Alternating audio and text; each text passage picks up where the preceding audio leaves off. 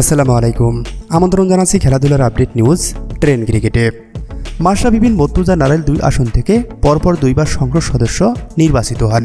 নির্বাচন করেন আওয়ামী লীগ মনোনীত নৌকা প্রতীক নিয়ে। সদ্য ছাত্র সমাজের প্রবল অভ্যুত্থানের মাধ্যমে আওয়ামী সরকারের পতন হয়েছে। আর এ নিয়ে বেশ বিপাকে পড়েছেন বাংলাদেশ জাতীয় ক্রিকেট দলের সাবেক ক্যাপ্টেন মাশরাফি মর্তুজা। কেননা কোটা সংস্কার আন্দোলনের প্রতিবাদ তো দূরের কথা, সরকার দলীয় সংসদ সদস্য হওয়ায় টু শব্দ পর্যন্ত করেননি।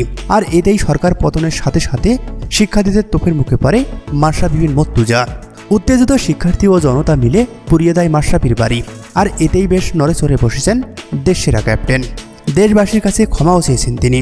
সেই সাথে তিনি বলেছেন, এত রাজনীতির মারপ্যাচ বুঝি না, আমরা সবাই মিলে এই দেশ গড়তে চাই। এমন একটি সমাজ ব্যবস্থা চাই যে সমাজে কাটাকাটি, মারামারি, হানাহানির, দুর্নীতি, খুনগুম, লুণ্ঠন ইত্যাদির ভয় থাকবে না।